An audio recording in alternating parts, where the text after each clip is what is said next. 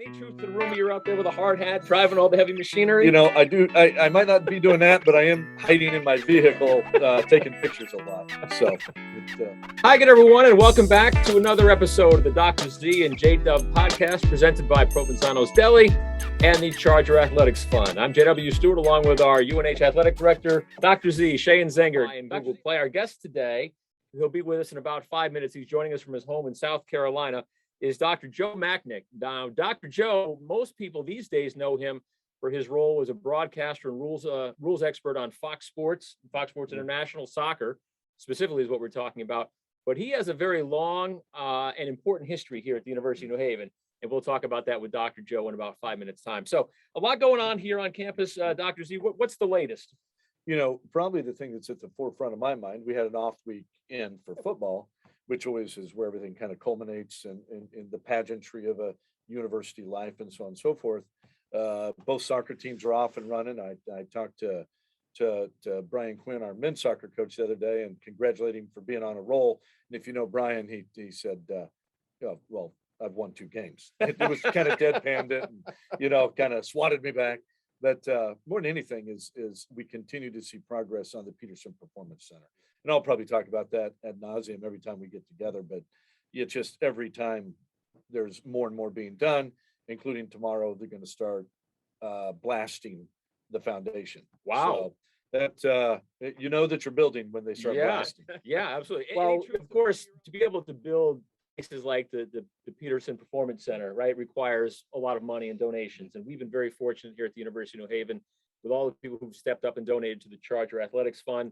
If you are interested in donating, certainly any amount will help our students and our student athletes and our programs across the board here at UNH. But if you donate $500 or more, you get access in terms of football to the pregame football VIP tent, the sideline VIP tent, and a postgame reception at the German Club. We've only had one game 2 weeks ago. Franklin Pierce, Bowie State is in town on Saturday, as you mentioned.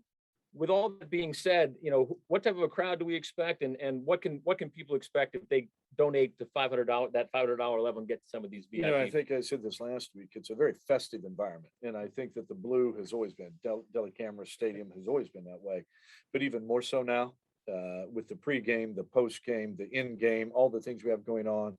It's really as much fun as I've had around college football in a long, long time, and that's how I would leave it. Is people want to join us for that, come back, visit the alma mater or friends of the program. It's a good day. It's a good day to be at UNH. No football last Saturday. Dr. Joe, thanks for joining us here on the Dr. Z and J-Dub podcast. How are you?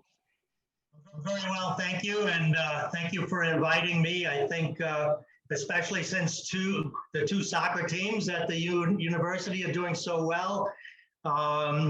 The men are 2-0, the women 3-1, and I stay in touch with the coaches. And soccer, of course, is the sport that's near and dear to my heart. So I'm glad to see both programs off to a good start this season. We mentioned many people know Dr. Joe if you watch soccer on Fox Sports, broadcaster, rules expert. But Dr. Joe has done a lot of amazing things in soccer here in our country, often regarded as a Renaissance man. He's in the National Soccer Hall of Fame. So, Dr. Joe, the question is, tell us a little bit about your background and how did you get interested in soccer, and what are some of the amazing things that you've done in soccer to get you into the Soccer Hall of Fame? Well, thank you. I grew up in New York City. And there was a park in the neighborhood where I lived where they played soccer every Sunday. But I was really a hockey fan.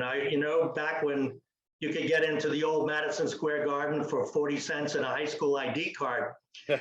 So, the games were Sunday night, but I would have to kill time Sunday afternoon. So I'd go out the park and watch soccer. So when I went to high school, they, of course, had a soccer team, and I got to try out as a goalkeeper because that was, a position that you really didn't have to know how to play. And I understood angle play and positioning play, and I had pretty good eye-to-hand coordination. So I made the team, and that was at Brooklyn Tech, and it was a good team. And I finally got to play varsity in my senior year. But the break for me was by meeting some teammates who were of the Ukrainian heritage, and they brought me to their club in New York City, and that's where I really learned the game. But because I was a phys ed major at LIU, when I went to Long Island University on a half scholarship for soccer, you had to learn to referee just about anything, and I could referee volleyball, basketball, flag football, soccer, you name it. And so I always had a love for officiating as well. And so it's kind of a unique thing, someone who has played, coached, and refereed, wore a lot of different hats. And I guess all of those hats that I wore got me into the couple of Hall of Fames. Tell us about the success you had as a player and a coach, especially at a young age as a coach. What did you do at LIU but you were 23 years old at the time, isn't that right? That's right, yeah. We did have That's not a bad way to start the career. No. We did. It was all downhill after that. No. Yeah. So tell us about how you got to here at the University of New Haven. What was it that brought you from LIU to here? It's a good story. I think I had distant relatives in Old Lyme, Connecticut. And in the summers, my father would bring me up for like a little vacation. They had a farm, and I really loved that growing up in New York City, coming to the country, so to speak. I learned how to drive when I was 12, stuff like that, run the tractor, all that kind of stuff. So I always wanted to raise my family in Connecticut. And when the opportunity came, I was at the coaches convention and met the current coach, Don Winschenk, of the university. Back then it was New Haven College.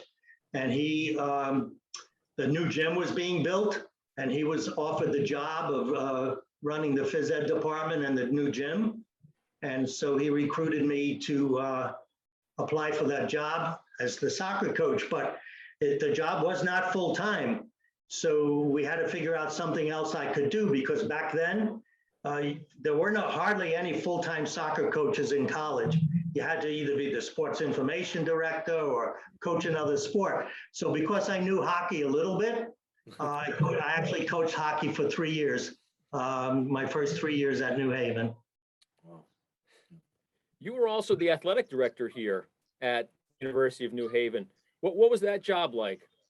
Well, it was a very interesting job. Obviously, it was a challenge for me. I was also quite young at that time. I think it was 1973, 74 when that job opened up, and there was interviewing process, and I had a lot of student support, and that helped a lot with getting the job. And back then we had club football, so one of the first things I pushed for was to make the football varsity, and I think that helped as well. And we also added lacrosse, and it was all development, because when I first came, we weren't even in the NCAA, we were NAIA.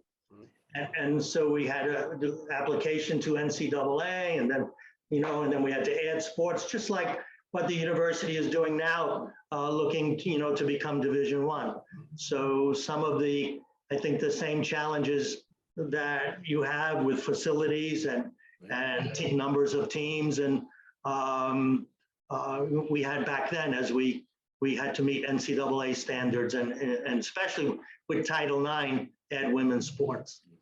So I don't want to miss this moment, and I know our listeners or viewers probably caught all that. And we have Dr. Joe on for a lot of reasons. We could go in so many different directions with him and the stories he has. But this is the individual that was in place when they moved to NCAA, added women's sports, and took football from club to varsity. Correct. I don't know. Those are three momentous moments in the history of this institution. Yeah. That's about as big as it gets. UNH grow a lot. You still do come back here from time to time. You have family in the area. When you come back to campus, whether it's campus or to North Campus, where our athletic facilities are, what strikes you, Dr. Joe? What are some of the emotions that run through your heart and your mind? I was here from 1969, and I had like several different stints. I left to to work for Major Indoor Soccer League for a period of time. And then Debbie Chin brought me back and we started the women's program. And I also worked with Alan Sack in the early stages of the sport management program. I mean, it's hard to recognize some of it because there's so many changes in the physical plant, but the memories don't change. And there were so many students that came to New Haven from all over, and who either stayed in Connecticut or went on to become very successful in their respective careers in all levels, would be in criminal justice or in the business community. Fantastic opportunities were provided for students who back then may not have even had thought about going. They were first generation college students. Today, Yeah. hard to believe in 2021, we have many of our students who are still first generation college students. And in 2021, you figure everyone's gone to college, right? But that's not the case. And certainly, we are fortunate enough here at UNH to afford many families and their students that opportunity to be the first in their families. Whether it's Dr. Joe or Steve Kaplan or Dave Peterson or Jeff Hazel, or I can go on and on with alumni that I talk to quite a bit. There's that word they like to talk about, a place of opportunity or second chances even sometimes. Yeah. There's a grit to our students and our student athletes. I think that's what makes it. That's why I enjoy being here. There's not much entitlement around here. There's grittiness versus entitlement. And that's just a pleasure to be around those kind of young people. And we had blue collar teams.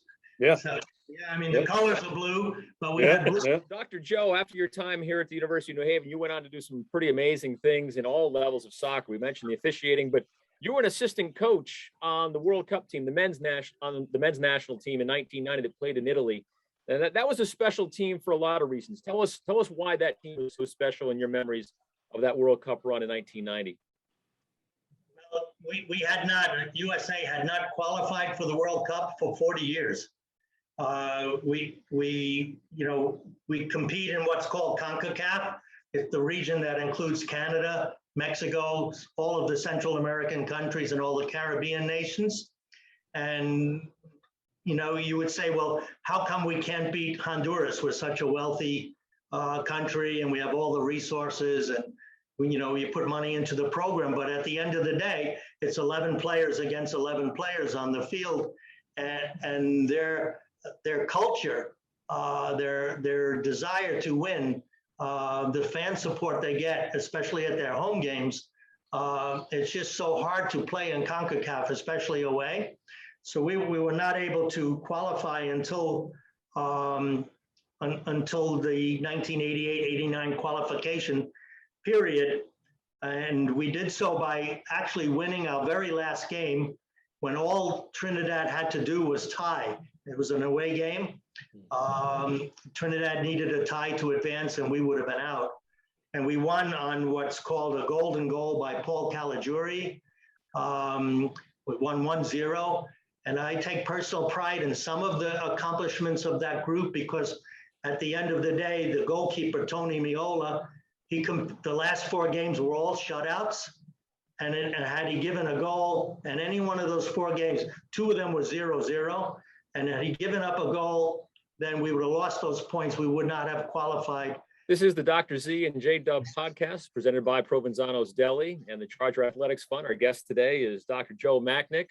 Dr. Joe joining us via the computer from his home in South Carolina here, as we're here on Rudin Street at the BBC, the Burgundy Broadcast Center on campus. So Dr. Joe he's in the National Soccer Hall of Fame. He was the athletic director here at UNH, men's soccer coach, women's soccer coach, ice hockey coach. He's been an All-American goalie. He's been a coach at many places, been an official.